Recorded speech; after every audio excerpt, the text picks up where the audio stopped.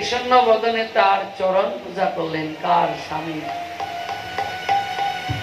কশ্যপ মুনি তখন বললেন, কি বাবা তোমার বদন মলিন কেন?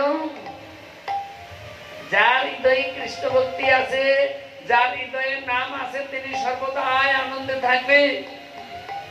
আজকে দেখেন না বিদেশিরা, তারা আজকে নৃত্য করে, মা বাবা ভাই বোন ছেলে মেয়ে আরতির সময় নৃত্য করে। মায়াপুর দেখেন নাই? কেন এই নৃত্যটা কেন করে? আনন্দ। তাই কি হয়েছে বলো? আমরা হলাম গৃহী। কশ্যপ মুনি বলেন, গৃহস্থের বৈষ্ণব সেবা একমাত্র ধর্ম, তাহা যদি না করো সব অকর্ম। গৃহস্থের ধর্ম কি? বৈষ্ণব সেবা। কিন্তু মনে হয় তুমি এটা করো নাই বলে আজকে তোমার এই দুর্ভোগ কপালে এসেছে। আমি বলেছিলাম বৈষ্ণব সেবার উপরে জগতে কিছু নেই। কশ্যপ মুনি বলছে তার পত্নী অদিতি, নিশ্চয়ই তুমি বৈষ্ণব সেবা করো নাই। তাই বললেন, গৃহস্থের বৈষ্ণব সেবায় একমাত্র ধর্ম, তাহা যদি না করো সবই অকর্ম। এখন মা বৈষ্ণব সেবা, এর মা তার মা, এর বাবা তার বাবা। বৈষ্ণবের কোন মোহ থাকিবে না। অর্থ, সম্পত্তি, নারী, এই তিনটার মধ্যে একটা যদি বিন্দু মাত্র থাকে তাহলে তিনি রসাতলে চলে যাবেন। আমি সাধুর পোশাক পরলাম, দেখাইলাম বাবাজি, এদিকে টাকা, এই তিনটার চিন্তা কিঞ্চিত যদি করি, আমার নাম কিন্তু ওই ভগবানের খাতায় থাকবে না। একবার নারদ ঋষি চলে গিয়েছে মনের আনন্দে। কেন? দেখো আমি বিয়ে করি নাই, আমি সংসার করি নাই, আমি বাড়ি করি নাই, ঘর করি নাই, আমি সবসময় নারায়ণ নারায়ণ করি, কিন্তু আমার সেই কোনো ভক্ত বড় আছে কিনা জিজ্ঞাসা করি। এখন বৈকুণ্ঠে চলে গেছে। মাগো যখন বৈকুণ্ঠে গিয়েছে, এবার ওই নারায়ণ কি করছে বসে বসে, এবার নারদকে দেখে ওই কাগজটা পকেটে রেখেছে। পকেটে রাখার পর এখন ঋষি গিয়ে প্রশ্ন করেছে যে ঠাকুর আমার স্ত্রী বড় ভক্ত আছে? বলে হ্যাঁ। না, বলছে আমি উত্তর দেবো পরে, তুমি আগে পৃথিবী ঘুরে আসো। পৃথিবী ঘুরে অম্বরীশ মহারাজের বাড়ি যাবে, সেখানে তার বাড়িতে গিয়ে রাজপ্রাসাদে ঘুরে আসবে। পৃথিবী ঘুরলো, ঘুরে অম্বরীশ মহারাজের বাড়িতে গেল, রাজপ্রাসাদে গেলেন।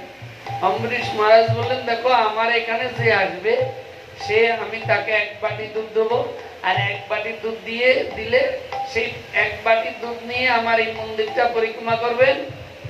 যদি দুধ এক ফোঁটা পড়ে যায় তার গলা কেটে দেবো, আর যদি না পড়ে তাকে সিংহাসনে বসাই ভগবানের আগে তার পূজা করবে। এখন নারদ ঋষি তো গেলেন, যাওয়ার সাথে সাথে অম্বরীশ মহারাজ এক বাটি দুধ দিয়ে দিলেন। এটা ভাগবত পাঠে ছোটবেলায় শুনেছি। এইবার এখন ওই দুধ দেখছে যদি পড়ে যায় গলা কাটা যাবে। ঋষি, নারদ ঋষি খালি বলছে, বাবা এই রে মনে হয় আজকে গলা আমার কাটা যাবে। কোন রকম আস্তে আস্তে আস্তে আস্তে আস্তে আস্তে ঘুরে এইবার এসে অম্বরীশ মহারাজের হাতে দিলেন দুধটা, আর প্রণাম করলেন, দাঁড়াইলেন না। চিন্তা করলেন আমি যদি আবার আসি, আবার আমাকে আবার ধরবে, আবার কি বলবে। না বাবা আমি দাঁড়াবো না, চলে গেল বৈকুণ্ঠে। তো বৈকুণ্ঠে যখন গিয়েছেন, নারায়ণ দেখে আনন্দে আত্মার, দেখে ঋষির মন একটু ছোট। কি খবর সাধু? বলো পৃথিবী ঘুরছো, কি দর্শন করছো, কি পেয়েছো? বলে পেয়েছি, আজকে বিপদে পড়েছি। আরে সেই ওই অম্বরীশ মহারাজের বাড়িতে গিয়েছি, এক বাটি দুধ দিয়েছে, বলছে মন্দির পরিক্রমা করবে, দুধ যদি এক ফোঁটা পড়ে যায় তাহলে তোমার গলা কেটে দেবো, আর যদি না পড়ে সিংহাসনে বসে ঠাকুরের আগে তোমার পূজা করবো। আচ্ছা, তো আবার চলে এসছো কেন? পরীক্ষা দিয়েছিলে? বলে হ্যাঁ দিয়েছি, আমি পাস করেছি। চলে এসছো কেন? বলে আবার থাকলে আবার কোনটা কি বলে, তার কি ঠিক আছে? আচ্ছা, যখন দুধটা নিয়ে ঘুরেছো তখন কয়বার নারায়ণ নারায়ণ বলছে? বলে একবারও বলি নেই। কেন? বলে কি করে বলবো, দুধ খালি পরে পরে, মন তো দুধের দিকে। তো বলছে ঠাকুর, আমি সেদিনও দেখলাম, আজকেও দেখলাম, আমি যখন প্রবেশ করছি তুমি একটা কাগজ করে প্রণাম করে পকেটে রাখছো। কাগজটা একটু দেখি তো, এটা কি, কাকে তুমি প্রণাম করছো?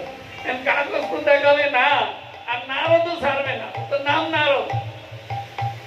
জোর করে কাগজটা নিয়ে কাগজের উপর লেখা আছে আমার প্রধান ভক্তের নাম। এবার প্রথমে কার আছে? প্রথমে আছে প্রহ্লাদের, তারপরে কার আছে? ধ্রুবের, তারপরে কার আছে? দ্রৌপদী। এখন 5 জনের নাম আছে, কিন্তু ওখানে নারদের নাম নাই। নারদ একবার মুখ করা ছোট হয়ে কাগজটা রেখে দিয়ে চুপচাপ চলে এসেছে। কেন? পরীক্ষায় তো ফেল গেছে। কি শয়নে, কি পূজনে, কিংবা জাগরণে, অহর্নিশি কৃষ্ণ ভজ বল বদনে। কি শয়নে, কি পূজনে, কি জাগরণে, একবার ভগবানের নাম করো।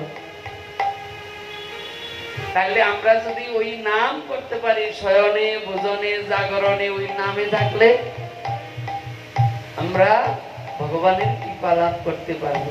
এখন আমি করলাম আর সারাদিন উল্টো পাল্টা চিন্তা করলাম, তাহলে আমার তো ভগবানের দিকে লক্ষ্য নাই, লক্ষ্য হইল সংসার দিকে।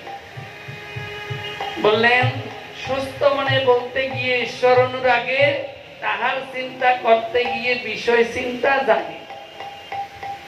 তাই সুস্থ মনে বলতে গিয়ে কি ঈশ্বর অনুরাগে, তাহার চিন্তা করতে গিয়ে কার চিন্তা জাগে? বিষয় চিন্তা। এই চিন্তাটা আজকে নয়, জন্ম জন্মান্তরে সংসারের আসক্তি আমাদের হৃদয়। তাই এই সংসারটাই বারবার আসছে মনের মধ্যে। এই জন্য বললেন সাধুর সঙ্গ কর। এই জানি না, তাই আজকে বললেন সাধু সঙ্গ করলে কোনো বাক্যে কোনো জীবের শ্রদ্ধা যদি হয়, তবে সেই জীব সাধু সঙ্গ করো। সাধু সঙ্গ হইতে হয় শ্রবণ কীর্তন, শ্রবণ কীর্তন হইতে হয় অনন্ত নিব্রতন। এই সাধুর মুখে হরির নাম শ্রবণ করতে করতে সাধুর কৃপা লাভ করবে কখন? যখন তুমি এই জড় জগতে সব ভুলে যাবে তখন। তাই মাগো, এই সাধু সেবা করো, সাধু সঙ্গ করো, কারণ এই মনুষ্য জনম সুদুর্লভ জনম। এই জনম চলে গেলে আর কিন্তু পাওয়া যাবে না। তাই মহাজন বলেন ভাবিয়া দেখো